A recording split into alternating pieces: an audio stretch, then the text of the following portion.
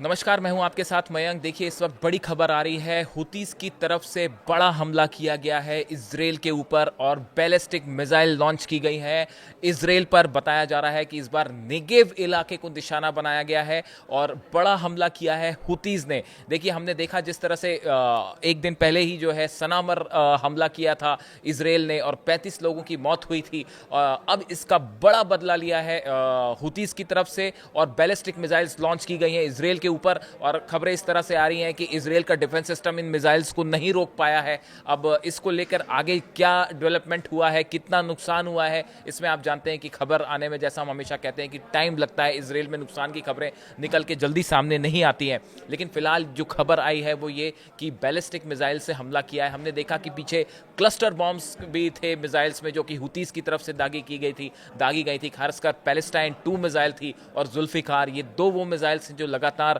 Yemen की तरफ से, हुतीस की तरफ से फायर की जाती है इजराइल के ऊपर। और एक बार फिर इसी तरह से एक बैलिस्टिक मिसाइल फायर की गई है। इससे कितना नुकसान होगा ये हम आपको बताएंगे। इसके साथ ही देखिए, अभी जो यमन में हमला हुआ था सना में और अल-जाफ इलाके में, जिसमें 35 लोगों की मौत हुई। इस हमले के दौरान एक गौर करने वाली बात यह थी कि जो याह्या सारी हैं, प्रवक्ता हैं हुतीस के, इनके ऑफिस को भी टारगेट किया गया था और बताया जाता है कि निशाने पर याह्या सारी खुद थे।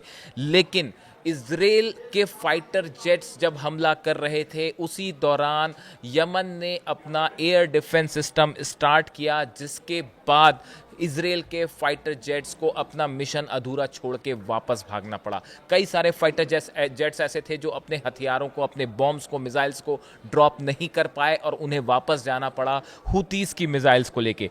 देखिए, जो याह्या सारी हैं, स्पोक्स पर्सन है, इनकी तरफ से बयान आया है। Our air defence system they are able to launch a number of surface to air missiles while confronting the Zionist aggression against our country. इनकी तरफ से ये कहा गया है, हुती मिलिट्री स्पोक्स पर्सन है याह्या सारी, उन्होंने कहा है that the group used surface to air missile against the Israeli incursion, saying that some Israeli planes were turned back before they were able to discharge their weapons। इसके पहले कि Israel के fighter jets अपने weapons को drop करते, Houthis की तरफ से surface to air missiles launch की गई, जिसकी वजह से इजराइल के फाइटर जेट्स को वापस जाना पड़ा।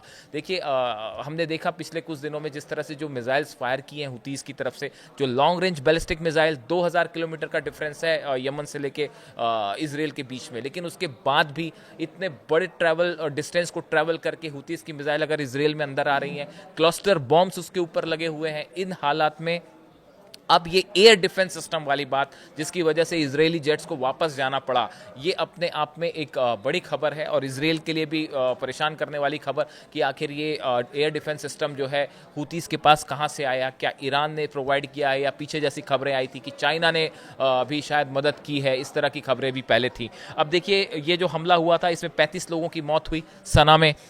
उसके बाद अब ये लेटेस्ट हमला हुआ है, जो कि अब से चंद घंटों पहले है, लेटेस्ट हमला है। कई बार मेरे दर्शक पूछते हैं कि आप जब नए हमले की बात कर रहे हैं, ये कब का हमला है? ये आज हमला हुआ है, थोड़ी देर पहले ये हमला हुआ है, चंद घंटे पहले। और जो कल हमला हुआ था इजराइल की तरफ से, उसका बदला लिया गया है। देखिए, ये बात हुई यमन की। इसके अलावा हमने देखा कि लेबनान में भी, उत्तर पूर्वी लेबनान इलाके में भी हिजबुल्लाह को टारगेट किया इजराइल ने, और ये वो इलाका है जहां पहली बार इजराइल की तरफ से हमले हुए हैं। यानी आप देखिए, पहले कतर पे हमला हुआ, फिर सना में, लेबनान में, गजा में ऑपरेशन जारी है। एक प्रकार से इजराइल जो है वो एक साथ 4-5 देशों में अपना ऑपरेशन कर रहा है, जो बैकफायर भी कर सकता है। कई एक्सपर्ट्स का कहना ऐसा है कि इजराइल के खिलाफ एक साथ अगर हिजबुल्लाह, हुती या फिर ईरान की तरफ से अगर कोई हमले होते हैं, तो इजराइल के लिए इनसे निपटना भारी पड़ सकता है। गजा में, सिटी में काफ़ी सारे इजरायली फोर्सेस जो है एंटर करने के लिए तैयार हैं।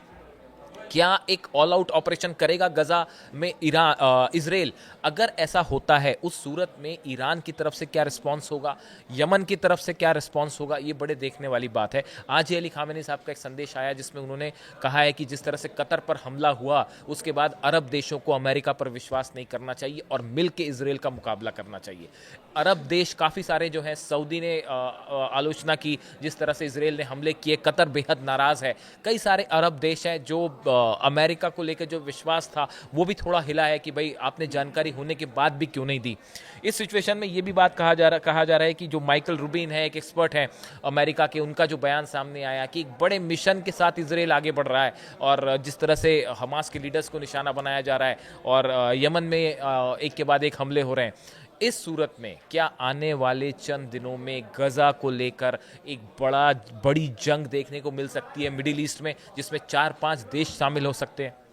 ये बड़ा सवाल बार बार उठ रहा है क्योंकि गजा में अगले 2 से 3 दिन में कोई बड़ा फैसला गजा को लेकर हो सकता है और बड़ा ऑपरेशन हो सकता है। देखिए, यमन में हुतीस की तरफ से साफ कर दिया गया है कि इजराइल हमें निशाना बना रहा है क्योंकि हम गजा में फिलिस्तीनियों के साथ खड़े हुए हैं। हमें कोशिश की जा रही है रोकने की फिलिस्तीन के समर्थन के, लेकिन हुतीस की तरफ से बात कही गई है कि जब तक गजा में ऑपरेशन इजराइल का जारी रहेगा तब तक इजराइल पर हमले जारी रहेंगे। ये अनाउंसमेंट हुतीस की तरफ से कर दिया गया है और इन हालात में लेटेस्ट अटैक है जो नेगेव इलाके में है। नेगेव में एक बड़ा एयरबेस भी है, देखना होगा कि एयरबेस को टारगेट किया गया। हुतीस के स्टेटमेंट का हम इंतजार कर रहे हैं। इजराइल में क्या इसका नुकसान हुआ है इसका इंतजार कर रहे हैं। इससे जुड़ी जो भी अपडेट होगी, जो भी खबर आएगी, हम आप तक पहुंचाएंगे। Thank you so much.